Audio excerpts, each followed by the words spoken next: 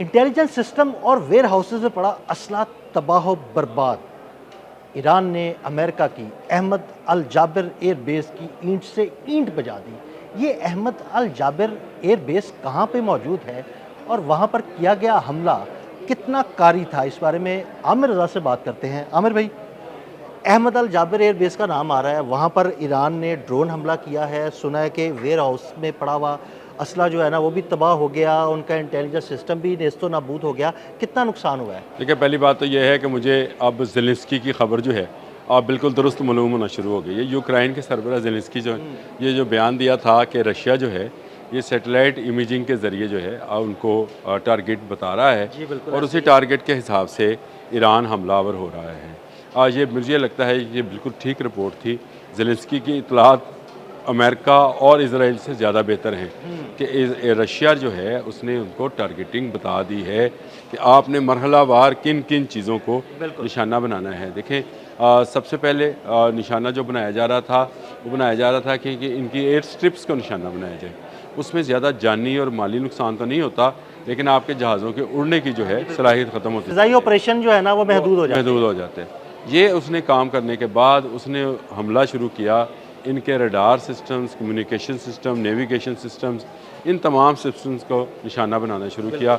वो शुरू हुआ इराक़ से शुरू होता है और फिर वो चलते चलते कुवैत, फिर कतर, फिर बहरीन, फिर वो उर्दन, ये आप सारी पट्टी जो है इन सब ममालिक उनको निशाना बनाता है। मैं अहमद अल जाबिर की बात भी करता हूँ, लेकिन उससे पहले मैं आपको बता दूँ कि अगला मरहला क्या आना है।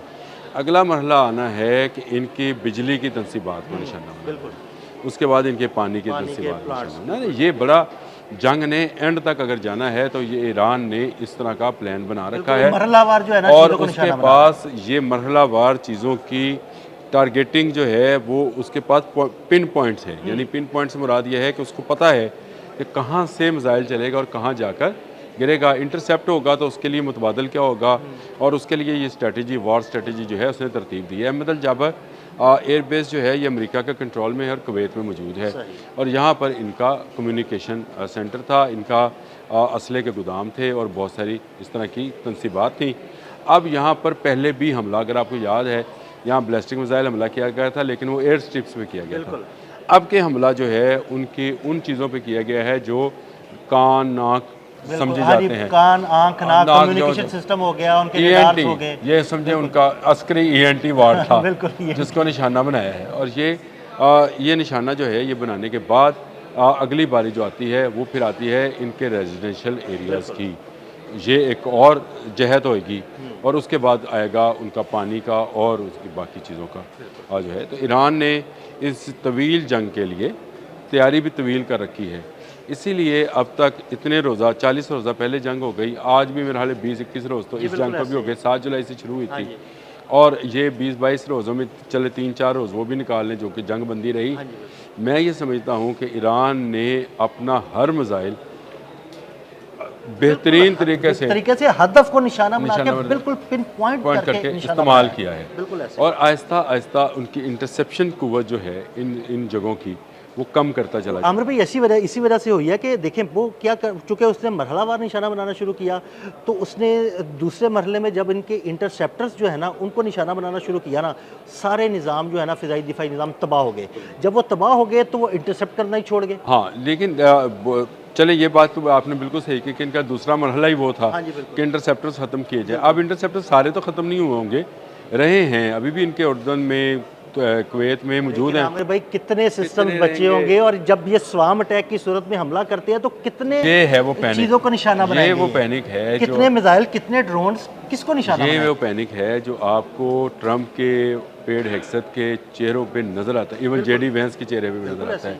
ये वो पैनिक है जो कि नज़र आना चाहिए था किस पे, हमें मसूद पशकियान पे, अब्बास अरागची पे, बाकर कालीबॉफ पे और जो है अच्छा मुश्तबा हमनई पे। अब मुझे बताएं, उनके चेहरों पे इत्मीनान नज़र आता है, इनके चेहरों पे परेशानी नज़र आती है। तो इसकी वजह यह है कि जंग को जितना आप तूल देते चले जाएंगे उतना आपका नुकसान होगा। एक बड़ी एयर बेस अहमद अल जाबिर जो है इसको नुकसान पहुँचाया गया है, यहाँ पर मौजूद असले को तबाह किया गया, यानी गोदामों में बड़ा असला जल उठा है।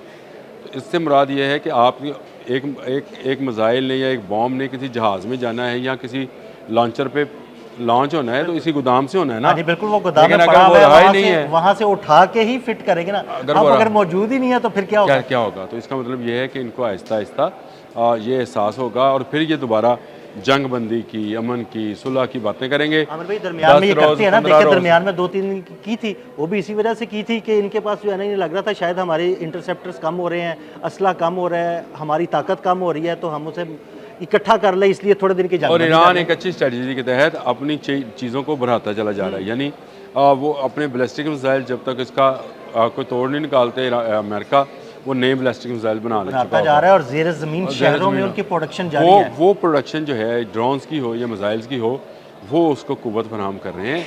ये बड़ा खाम ख्याली है अमेरिकन की कि वो ईरान को इस तरह से फ़तह कर लेंगे। देखिए उनके अपने सदर ने कहा कि ईरान को ज़ोर ज़बरदस्ती से फ़तह नहीं किया जा सकता, ऐसे ही है। मुआहदा किया जा सकता है।